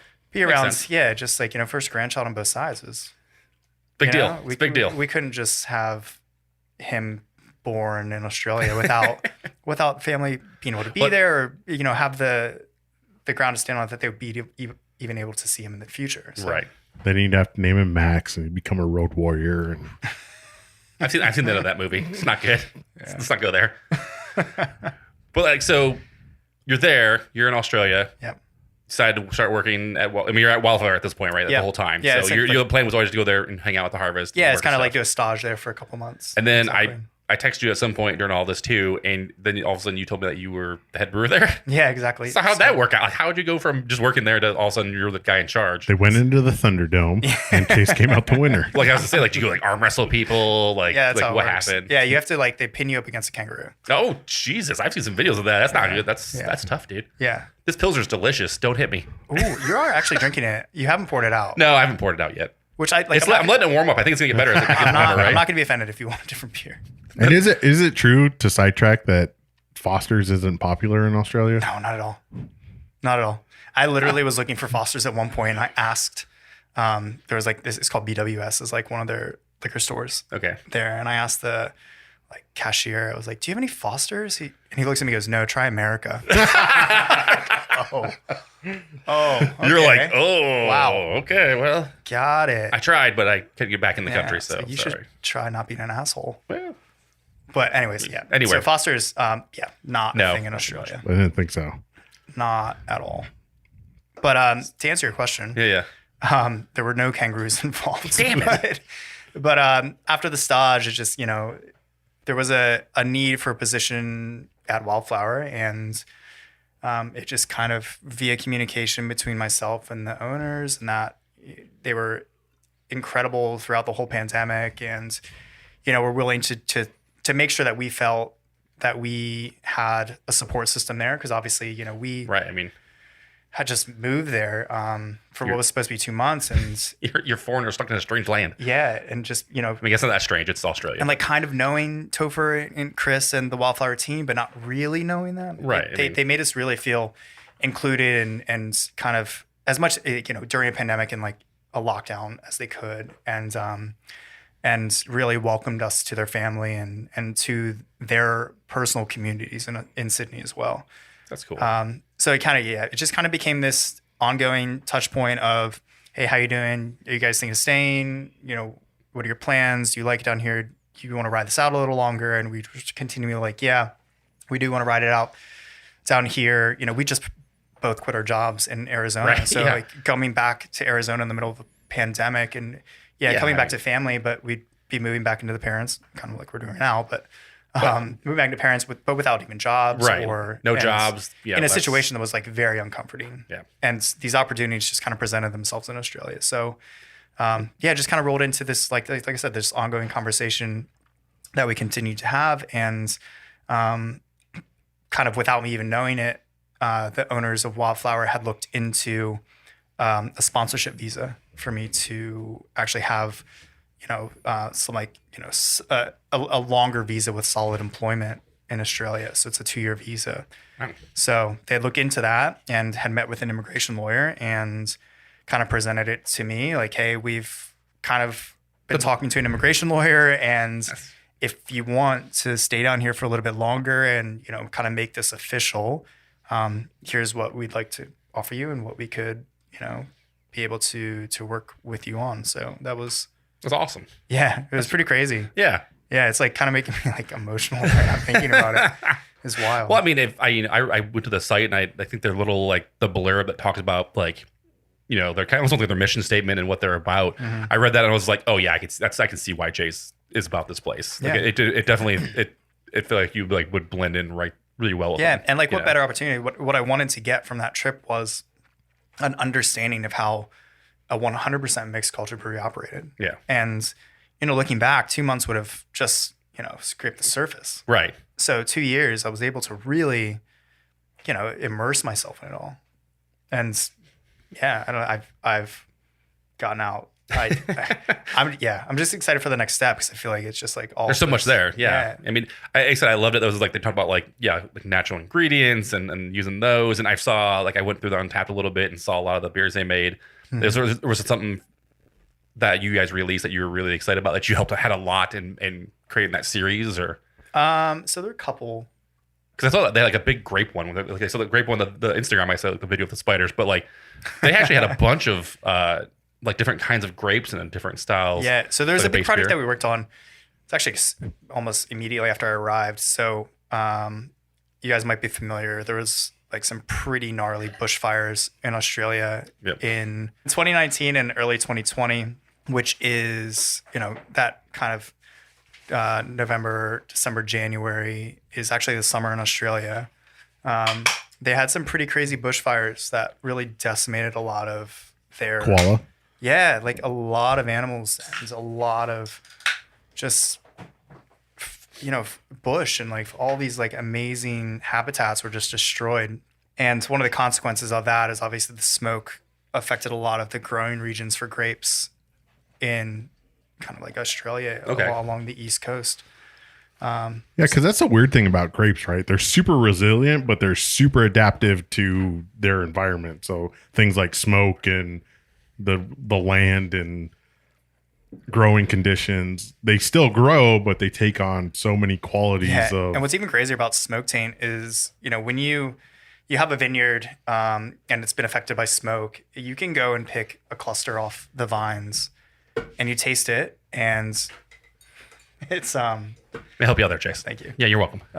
You taste it, and you don't really taste a lot of smoke in the grapes. But what happens is, as you actually start a fermentation with those grapes and the juice, it kind of like unlocks the smoke components, and it becomes pretty crazy. And just the amount of bushfire and smoke that had occurred over that time period, a lot of the vineyards were affected, and a lot of people were just dropping fruit on the grounds, essentially having null vintages. There were, they weren't going to have a vintage that year. They just dropped all the fruit. And were you like, we could literally make a beer out of that and make it really smoky? Yeah. I know a good stout we can make out of this. Yeah.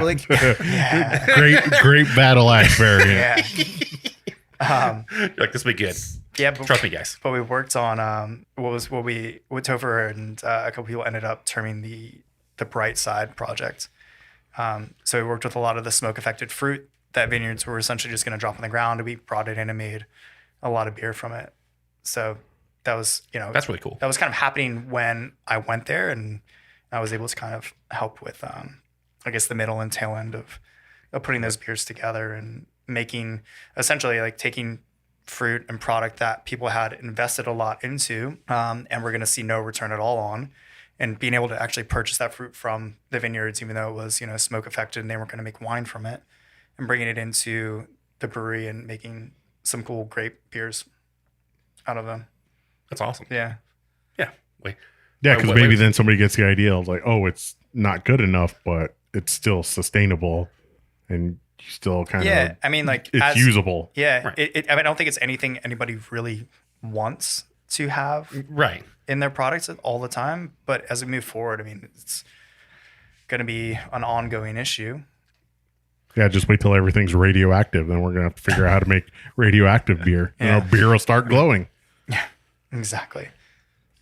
I saw The Simpsons. It's fine. Duff did a really good job with it. Not a big deal.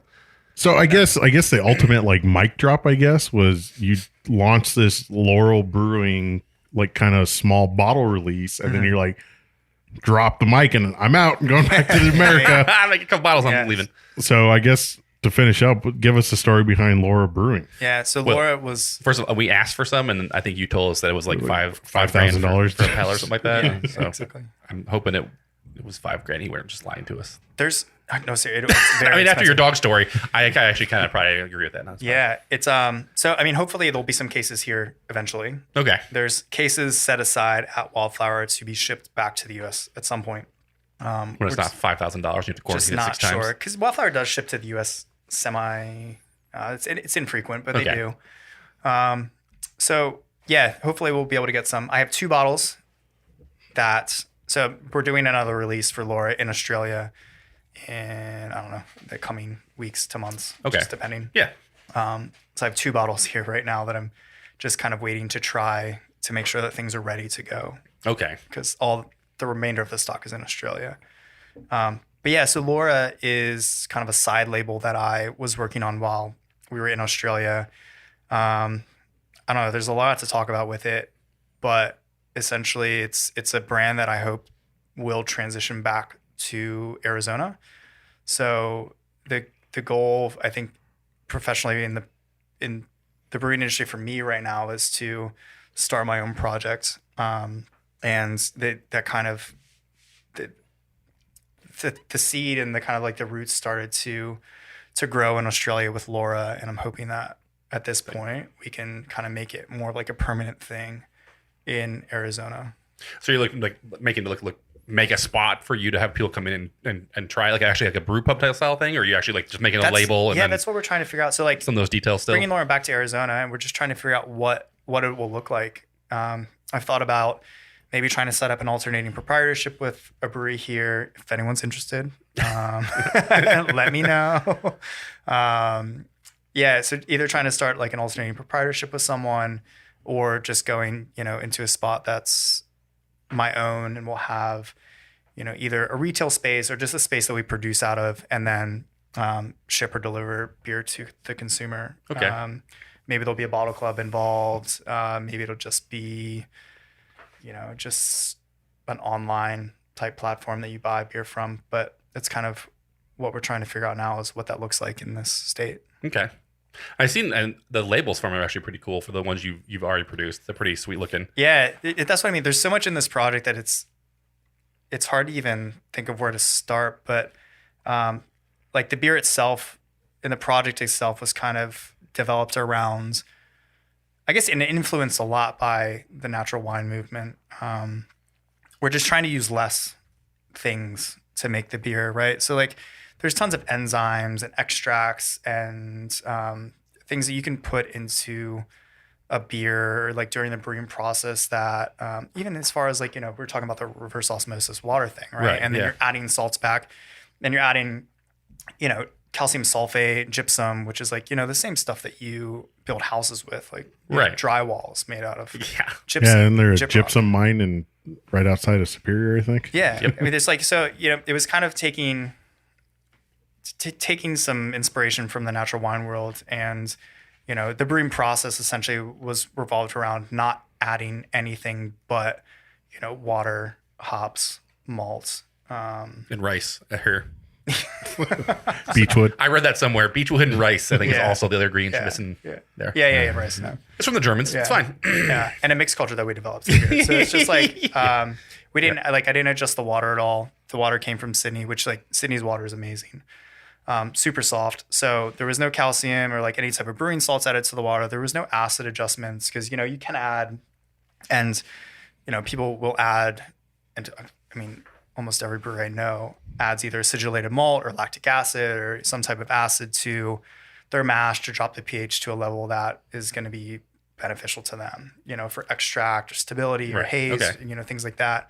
But I didn't want to do any of that. So it was just kind of brewing with the ingredients and just kind of seeing what happens. I mean, if you think back to it traditionally, you think about Guinness and like English bitters and all these different super traditional beer styles. That's how these beers were invented, right? It's like they were working with the water they had, not manipulating it to what they wanted.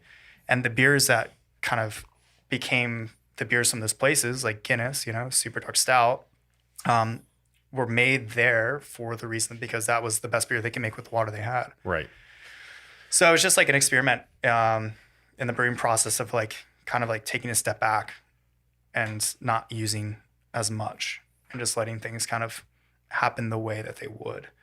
So, I mean, I know we were going to say we were back to episode 20 again, but you did say something during it that I think fits with that philosophy a lot. You said that part of the brewing and part of what you've learned is that instead of trying to kind of box yourself into a style or be very, this is the style I'm making and it has to be this style and it doesn't fit in this box, that you're more focused on like flavor profiles, right? Like it's more about the flavor of the beer and what the beer is than actually the style it's supposed to be. Yeah, exactly. So we were kind of talking about Saison earlier, and it's like when I was about to put these and kind of like think about the branding and what these beers were going to like convey to the consumer via the bottle. It's just like, well, kind of think like, do I want to call this Saison? And kind of went down this rabbit hole of like, what even is Saison? Like it means season, right? But is what I'm making Saison? Is it? And no, I don't think it is. Like where a lot of people would classify it as Saison, I don't think it is personally. Well, I'll try one and I'll let you know if it's a Saison that I don't like.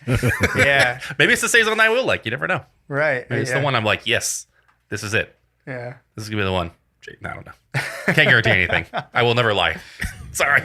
Yeah. But then the beers were also fermented with the culture that I kind of developed from honey. So there's no like lab propagated culture in it. Basically took some honey, some really amazing honey from the Blue Mountains, and made this culture from it just with the bacteria and yeast that were in the honey itself. And that's what the beer's fermented with. And really, that's interesting. Yeah.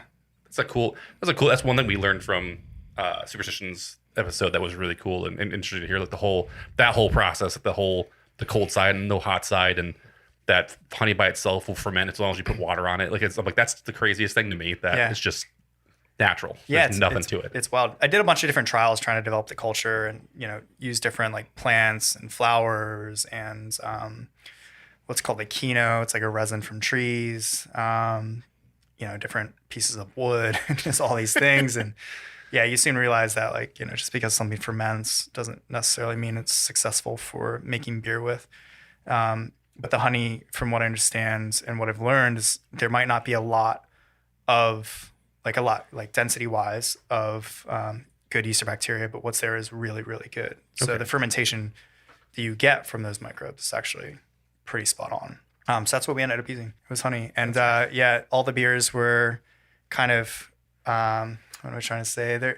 We use a lot of like foraged ingredients. And, I think when you think about foraged ingredients, a lot of people, their mindset just goes to like the woods or, some areas of seclusion where, you're foraging for mushrooms or things like that. But, during the pandemic and during the lockdowns, I wasn't able to go to, to the national parks or to the woods or, to actually forage in a lot of those spaces. So I kind of just looked around what was growing naturally in the environment I was in. So like one of the beers has wild fennel, which grows around a lot of like the parks in Sydney. Okay. So yeah, I used wild fennel. Kangaroos. No kangaroos. See, that was the answer to your what should never be in a beer. Kangaroo. Yeah, kangaroo. Oh, that's good. What did you find in people's gardens in the back of their house, like rooftop gardens or back people hop fences and go back there and be like, oh, there's some carrots here. Some terps are delicious. What about Marmite? Did you put Marmite in beer? No, I didn't do that. We got to go Vegemite. Marmite sucks. Vegemite's better. Dang, he's got an opinion on that now too. Yeah. You were there for a long time. Marmite's too sweet. Oh, yeah, Marmite's the UK version, Yeah, right? exactly. Vegemite is the Australian version. Yeah, Vegemite's the Australian version. But yeah, but like bush lemon was like this massive bush lemon tree was growing in like one of my neighbor's yards, like during the middle of a lockdown in Sydney. So it's kind of like wrote a little note. It's like kind of realized that they weren't picking it or using it. It's just like, hey, are you going to use any of that fruit on the tree? But it was cool because they responded back, and I used a bunch of bush lemon in one of the beers, and developed a friendship with the people that live there. And carrier pigeons, a lot of carrier pigeons used. Yeah, a lot of carrier pigeons. Notes from home to home. Yeah, it's seagulls. Haven't you seen Finding Nemo? Maybe. Mine? Yeah. It was filmed in Australia. You know that? Oh, was it? Finding Nemo? No, I did not know that. Yeah. It was all of this Australia, huh? Yep. Crazy. Thanks, Disney. Pixar. Thanks, Pixar. Which is Disney. Which is owned by Disney. Yeah. Yeah. Everything's owned by Disney at this point. Correct. We might be owned by Disney. We probably are. The parent company of the show is owned by Disney. Yeah. That's good. I mean, he's my son. He's 7. He watches lots of Disney, so he owns this thing. He owns me. He's the boss of me. Get you guys water. So yeah, Laura. Yeah. Cool. 5 beers in Australia, and then hopefully 500 more here. 500 more here. Excellent. Yeah. I mean, are you looking to like go and do some collabs with people like in Arizona or like other people that are like podcasts? Podcast collab. maybe a pod? Yeah. Is there an angle to this? Maybe. No. There's a lot of great places that do, Well, I guess styles of beer. So I mean, there's a lot of cool people that you want to work with. I mean, and listen to episode 20. There's lots of people on that list that would fit that description of what you want to do. No, for sure. And so it's been kind of nice coming back to the States. I mean, and getting reacquainted with people that not necessarily have lost touch with, but just I was in Australia. It's it's a whole other time zone. Yeah, it's like 17-hour time zone, and it's a totally different place in the world. So. Yeah, there are definitely some friends that I'd like to go visit or have down to Arizona in the hopefully very near future that we can make some beers with. Awesome. No podcasts. I don't do collabs with podcasts. Good. You're a smart man. Yeah, that's a terrible idea. We want to put hops in it or something, probably. Yeah. I'll put hops in beer. Oh, damn. But we have to put like roots and like, some like weird plants in it too. All right. I'll find some weird mesquite plants. trees. There's plenty of mesquite trees around, right? Mesquite pods. Yeah. Is that what done? That Wilderness did that. Oh, already. we did did that. do it. Oh, well, never mind. We're not doing that now. It can be done again. It's fine. Yeah. What else we got? What else there? Sounds like a Kickstarter, though, right? To get Lora Brewing off. Yeah, the ground. I mean, honestly, I'm looking for a space. I'm looking for capital. Looking for potential alternate proprietorship. So if anybody, Where's Jeff? We need our angel investor. Yeah, there you go. If anybody has any leads on some good like little warehouse spaces, Listen, there's a terrible brewery in downtown Mesa that you could probably get for cheap. Oh, No. man. I don't think you can. I'm not diving into this one.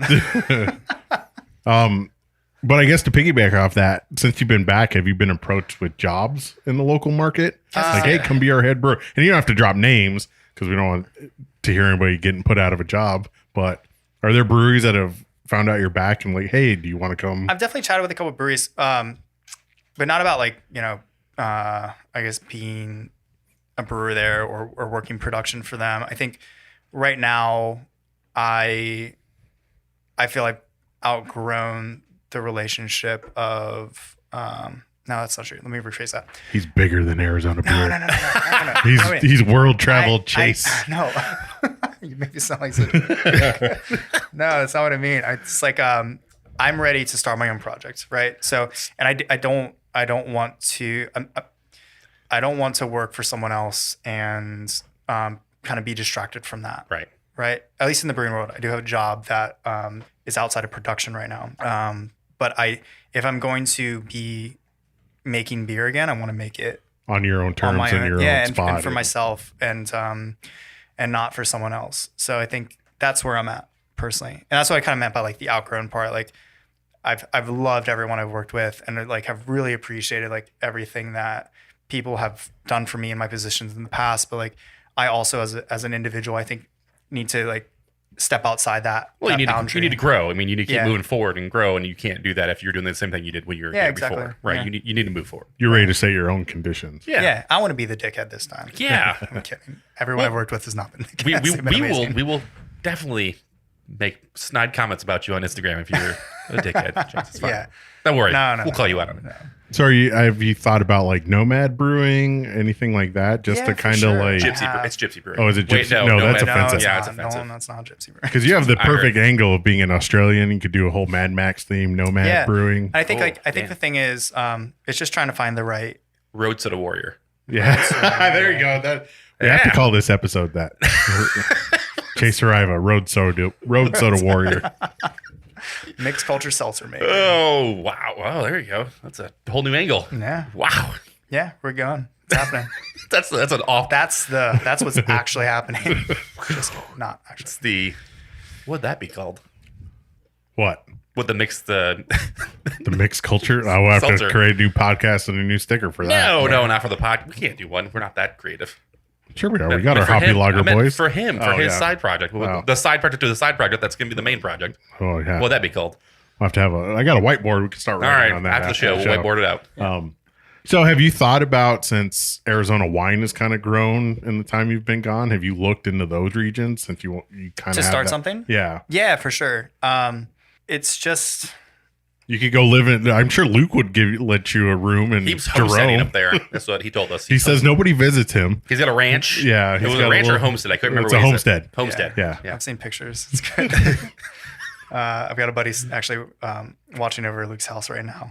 And he's sending me pictures from his house. That's awesome. No, I have, and that's like I would love to do that. I think that would be the area that would make the most sense for the project. But it just has to, I don't know, just got to figure it out. Everything has to kind of mesh. Yeah, it has to mesh. My fiance, like, I don't know if you know this about brewing, but it's not like very lucrative. What? Yeah. What? So, I know. I thought you just sat there, drank beer, and raked in the money. Yeah, and the money just kind of poured in. Yeah, exactly. So, for my fiance Peyton, she has a job here in Phoenix. Get her working. Yeah, so like make the sugar mama. That's why I say she's my retirement plan. I always say. Yeah, it's a good call. They're smarter than us. We know this. Don't worry. Yeah. So like I don't know. There just has to be a balance there. So whereas like I think I could make something work if I lived in the valley and commuted up there once or twice a week to do some things. To live up there might be a little challenging, at least in the next couple of years, especially with the little one coming in May. Yeah, it's tough. You gotta be there for that. Being around family is like that. I mean, it's why we moved back to Phoenix, right? Is to be around family for, family to be around the kid and to have that support system. So like moving away from that, at least in the next like year or so, it doesn't make like a ton of sense. That's what I'm kind of thinking about that, potential alternating proprietorship thing where I could maybe just have some space in someone's building and just kind of get it started there and then move into. Again, I was gonna say, but Dark Skies is far away too. They just built a new brewery up there, so you can. Yeah, I was actually talking to Ryan. Whole space up there. Yeah, he said he'd be willing to let me brew on the system. He just doesn't have the actual like space for me, and it's difficult because like it sounds about right. Ryan builds a whole new brewery. He's like, we're already out of space. Yeah, 100% correct. Yeah. Well, in Dark Sky's case, it was like they were way beyond capacity, probably 2 years ago. So it makes sense that they expand and they're already kind of maxed out already. Yeah. It's insane. I can't even imagine that. It blows my mind the number of beers they make at the smalls their system was. Yeah. Because it was like 3 barrels, right? It was a 3-barrel system or something like that. It was pretty tiny. Yeah, and I was like, and you made 300 beers? I'm not great at math, but that's a lot. Yeah. Right. That's a lot of beer. That was wild. Yeah, so. It was. Still is. Still is. Well, cool. Hopefully somebody listens to the show. If we hear anything, we'll let you know. Listen, I have a garage. It's not great. I can put split system in there. That's not too far out of the question. All right. Yes. Let me know. Yeah. I just need 4 walls, essentially. I was gonna say I got good credit. I'll go get a small business loan. Yeah, there you go. Yeah. There you go. I'm into it. Let's do it. Well, we got Patreon supporters. Hey, well, let's start a crowdfunding. We'll crowdfund this thing. We'll promote it. I don't need much. It's worked before. Yeah, I don't need much. If it happens, let us know. That would be fun. Let's crowdfund it, and then he won't do a collaboration with podcasts. So when he launches his brewery, like, hey, thanks for the crowdfunding. Don't come in. Kick rocks. Here's a trucker hat. See you later. Yeah. But no, that'd be awesome. I think that would. I mean, listen, I know there's definitely been some places in the valley that have been, crowdsourced for sure. I mean, Wilderness was, right? Wilderness was Wilderness was too. So Wilderness was, and then a portion of it. What's that one up that was in Deer Valley? What was that place? There was a Simple Machine that was actually. Yes, Simple Machine was. I mean, it's not out of the. I know. I just have to You crowdsourcing. got to figure out what people just want. don't promise them the moon. Yeah. And because I still hear that about deliver. Wilderness, like they promised a lot of stuff to their investors, and that's why. Listen, I heard a challenge coin needs a lot of people to buy your stuff. No, we're not doing challenge coins. Challenge what? Challenge coins. What's that? You ever see that? No. I got one. I'll show you later. Okay. All right. Great. Yeah, it was good for like 3 weeks. Oh, it was like a Bitcoin thing. Yeah, well, no, it was a challenge coin. It was for a club for a brewery in the valley, and you paid for it, and then you're part of the club, and then it was no longer part of the. Yeah, discounts and bottle releases and beer releases, and then there was no bottle releases and/or can releases. there was one. Oh, wow. Oh, there's one. I'm sorry, there was one. That's right. Yeah. And then we didn't study our site. I still haven't been back to see if that coin still works for the discount. You should but try. I will. Let me know. But yeah, there's some things you could do. Some things. Yeah. Learn from other people's mistakes and make some better. Oh, absolutely. Better mistakes. Yeah, exactly. Make my own mistakes. Yeah. Different, 100%. but similar. Well, Ed. Speaking of money, people give us money for this show, so if you need any pointers, we do have Patreon supporters, but I'm behind this whole Lora Brewing crowdfunding thing. Still onto that? Oh yeah, we'll do that. But if people want to support the show, Chris, where should they go? They should go to patreon.com/hoppycraftsman or to our website, which is hoppycraftsman.beer, which we got a .beer website. It's pretty sweet, Chase. Yeah, nice. It's awesome. It should be, I can't remember what it was, hoppycraftsmanpodcast.com or something like that. Not as cool as .beer. No, .beer is good. We talked to the shop guys and they had .beer and we're like, how'd you get that? That's where we need to be. Yeah. Why are we not there? So hoppycraftsman.beer, links to we actually have merchandise people can buy the show. That's great. You guys have Stickers. We're entrepreneurs. Yeah. Hey, if you need any graphic design, we know a guy. I do know a guy. Yeah, is it you? Maybe. Okay. Possibly. And our Patreon supporters are Riley Greenbaum, Zach Dominguez, Cena Gomez, Rob Fulmer, and Anthony Bracamonte. If you want to go support the show, some tiers left on there. Yeah, we got multiple tiers and unlimited tiers. I have some things in the works right now. Yeah, we have an unlimited tier. If you want to come, I mean, you probably can't afford it at this point, but one day you might be able to afford Absolutely it. Not. We will actually come to you, and we will come drink beer with you. Yeah. And we'll actually buy the beer. It's crazy. That sounds like what I'm doing. And then we'll record an episode with them. No, but you're a brewer, so they'd have to become a brewer first. Yeah, and then we'd still do that maybe. That's pretty sweet. Yeah, it's good stuff, man. But yeah, lots of cool things on there. Yeah. Lots of cool tiers. You can find us at hoppycraftsman.beer. You can find us on Instagram at hoppycraftsman, Twitter, Facebook, but mostly Instagram. But more importantly, Chase, where can people find you? Yeah. And what you're doing. I was going to say, for all the Australian listeners, Laura Brewing's going to have 2 bottles. We do have some people from Australia. Don't worry. There's some people on there. The beer community. It was probably you. Is so good. It was one person, and it was probably you. Yeah, in Sydney. One time, yeah. Yeah, exactly. That was me. Open on. You can find me. So I've got some Instagram accounts. The really lame one, apparently. The really lame handle of Chase_Saraiva. But also, if you want to learn about Laura a little bit, it's Lora Brewing. There's not too much content on there right now. I've been pretty busy the past couple months, if you can imagine. Yeah, oddly enough. But yeah, there's some good information on there, at least in some of the stories you can take a peek at. And I think it will probably have a little bit more content in the coming months as things get rolling here and the whole project transitions from that Australian focus to more of an Arizona/US type project. Awesome. Yeah. It's good stuff, man. I'm excited. Yeah, that's super cool.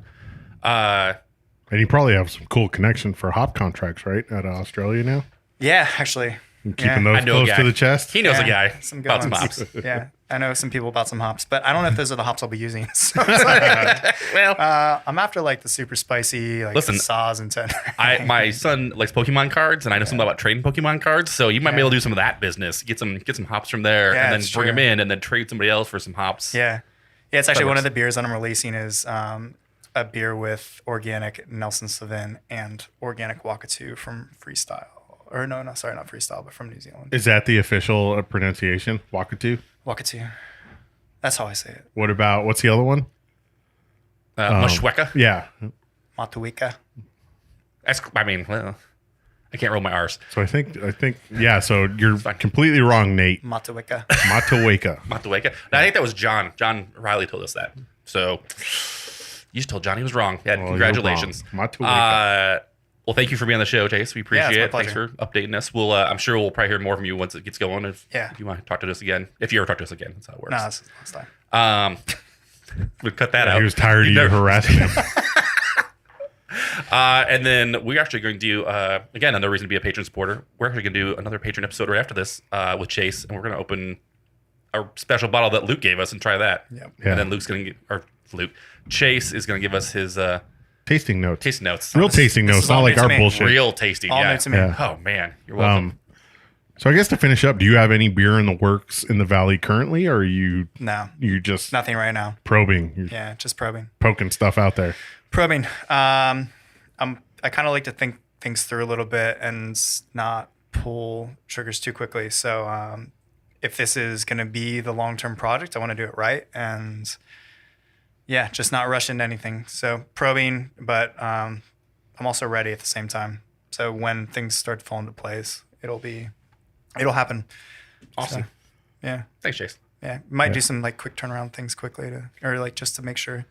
You still know what you're doing? Yeah. If you need anybody to taste that for you, let us know. We know some guys. Yeah. And girls, maybe. Yeah, for sure. We'll figure it out.